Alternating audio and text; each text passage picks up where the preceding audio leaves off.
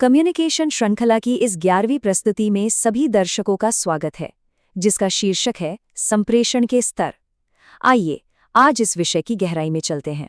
देखिए, मानव संप्रेषण, जिसे सामान्य भाषा में हम आपसी संचार या बातचीत कहते हैं, वह केवल सूचना देने का एक साधारण माध्यम मात्र नहीं है। यह एक अत्यंत जटिल और संरचनात्मक प्रक्रिया है। सच कहें तो ये वह मूलभूत आधार है जिस पर हमारा संपूर्ण मानव समाज और हमारे सभी व्यक्तिगत संबंध टिके हुए हैं।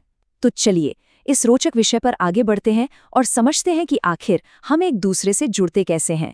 इस विश्लेषण में हम एक निश्चित क्रम में आगे बढ़ेंगे।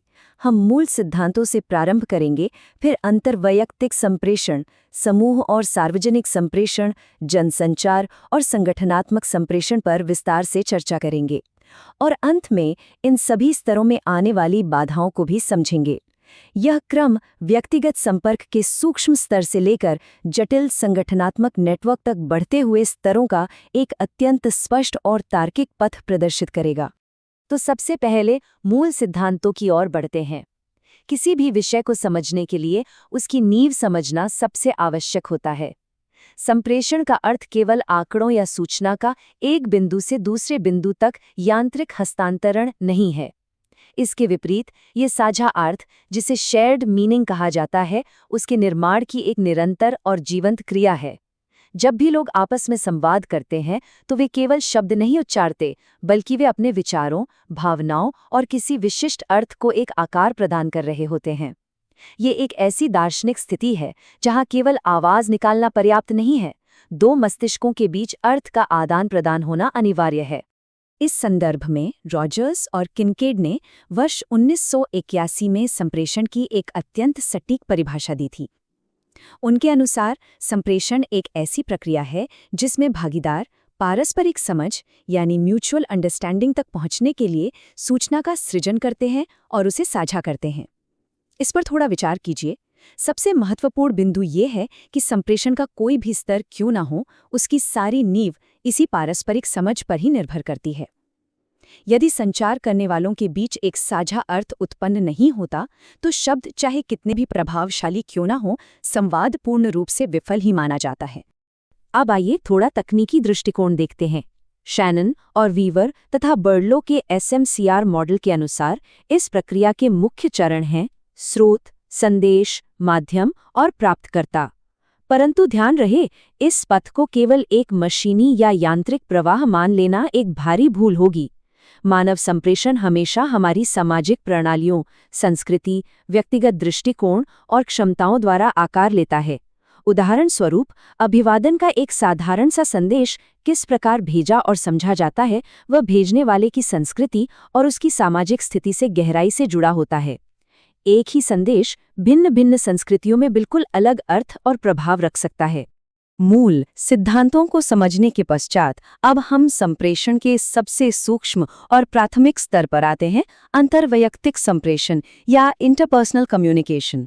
ये दो व्यक्तियों या एक अत्यंत छोटे निजी समूह के बीच सीधा, तत्काल और व्यक्तिगत संवाद है। सच कहें तो इसे मानव अनुभव का सबसे मूलभूत और भावनात्मक रूप से समृद्ध स्तर माना जाता है।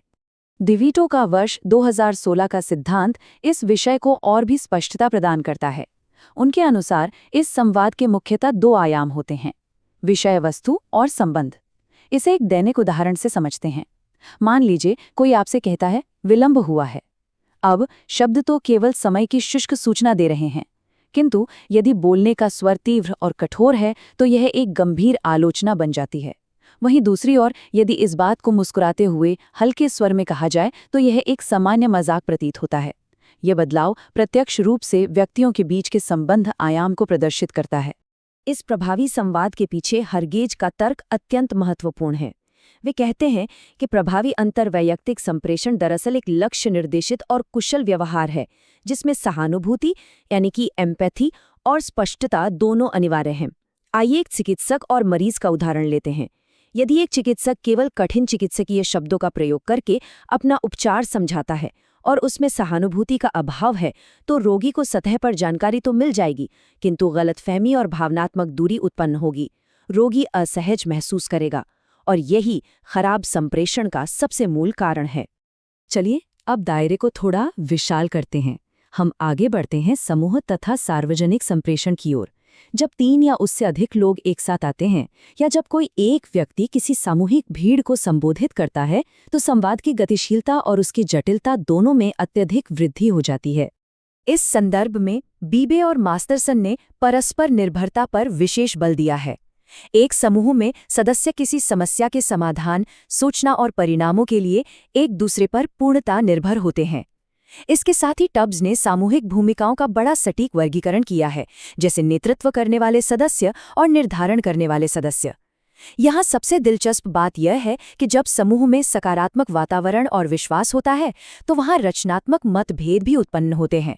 ये मतभेद समूह को किसी एक ही दृष्टिकोण पर सीमित रहने से रोकते हैं और अंततः अत्युत्तम निर्णय लेने में मददगार सिद्ध होते हैं। सार्वजनिक संप्रेषण के संदर्भ में लूकस के सिद्धांत श्रोता केंद्रित होने की अनिवार्यता पर जोर देते हैं। एक वक्ता को अपनी पूर्व नियोजित और संरचित प्रस्तुति को हमेशा श्रोताओं की पृष्ठभूमि, ज्ञान और आवश्यकताओं के बिल्कुल अनुरूप ढालना ही पड़ता है। एक साधारण सा उदाहरण देखिए।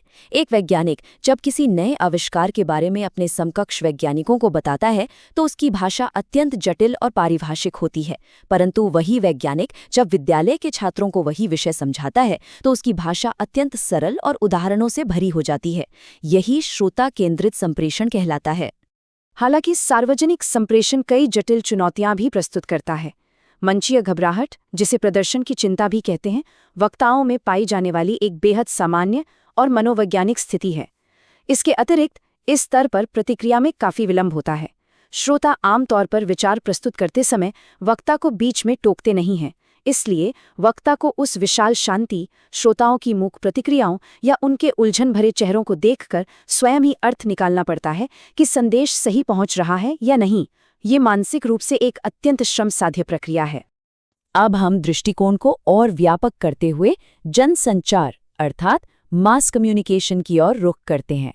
यह वह स्तर है जहां संदेश अत्यंत जटिल तकनीकों और माध्यमों के द्वारा विशाल, बिखरे हुए और अज्ञात श्रोताओं तक बड़ी तेजी से पहुंचाए जाते हैं।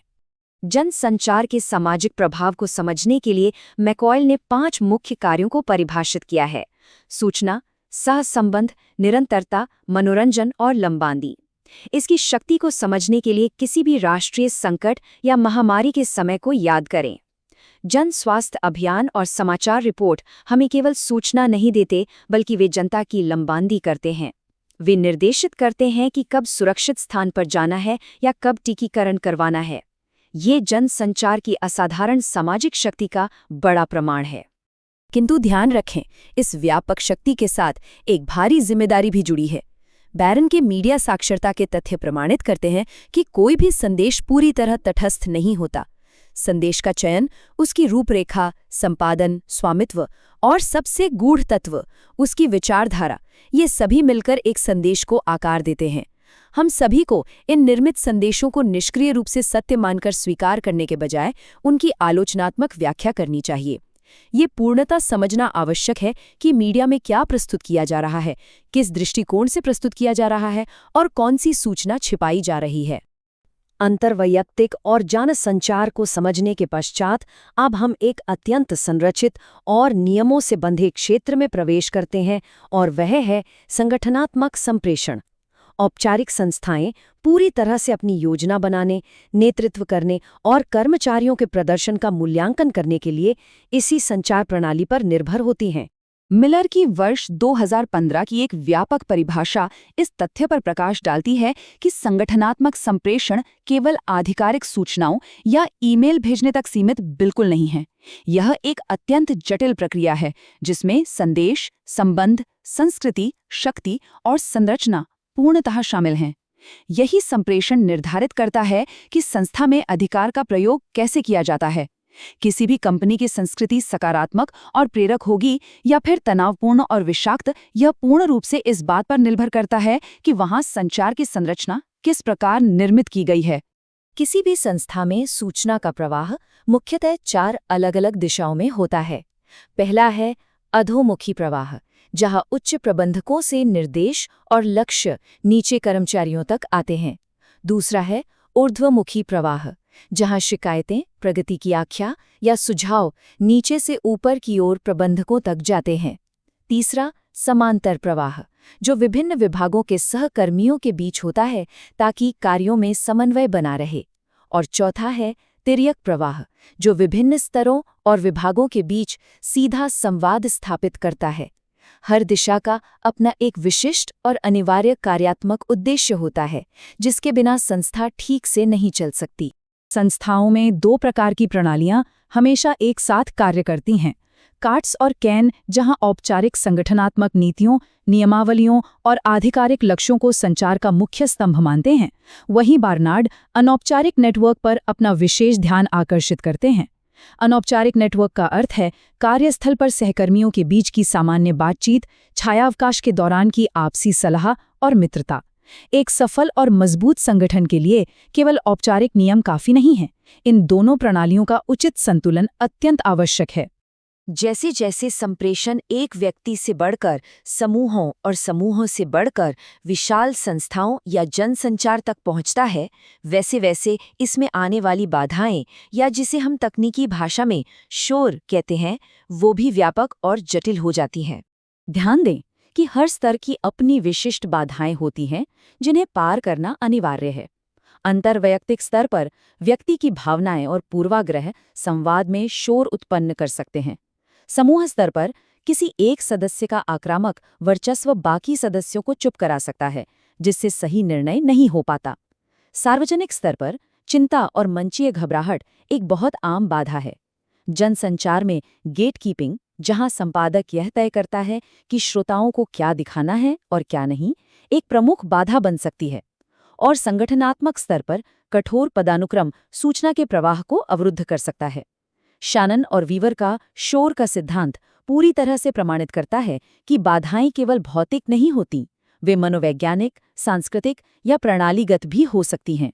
जब इन पांचों स्तरों का श्रोताओं का आकार, प्रतिक्रिया की गति और संप्रेषण माध्यम के आधार पर एक साथ विश्लेषण किया जाता है, तो ये आकलन करना अत्यंत सरल हो जाता है कि दैनिक जीवन में ये सभी स्तर एक दूसरे पर कैसे आच्छादित होते हैं। चलिए एक उदाहरण देखते हैं। जब एक प्रबंधक किसी समाचार माध्यम पर आकर पत्रकार वार्ता देता है, तो ध्यान दीजिए, वो एक ही समय में सार्वजनिक रूप से बोल रहा है, अपनी संस्था का प्रतिनिधित्व कर रहा है और तकनीक के माध्यम से जनसंचार का प्रयोग भी कर रहा है। ये स्तर बिल्कुल अलग अलग नहीं हैं, बल्कि एक दूसरे में पूरी तरह गुंधे हुए हैं। अंत में चिंतन के लिए एक विचारणीय प्रश्न छोड़ते हैं। अपने स्वयं के जीवन का मूल्यांकन करें। दैनिक जीवन में कौन सा संप्रेषण स्तर सबसे अधिक चुनौतीपूर्ण प्रतीत होता है? क्या वो आपसी संवाद है या किसी समूह के समक्ष प्रभावशाली ढंग से अपने विचार रखना? इस पर अवश्य विचार कीजिए। आशा है कि संप्रेषण के स्तरों का ये अध्ययन और विश्लेषण पूर्णतः ज्ञानवर्धक रहा होगा। कृपया इस प्रस्तुति को पसंद करें, अपनी टिप्पणियां दें, इसे साझा करें और ऐसी ही रोचक तथा संरचित जानकारी निरंतर प्राप्त करने के लिए इस चैनल की सदस्यता अवश्य लें। मूल्यवान समय के लिए धन्यवाद।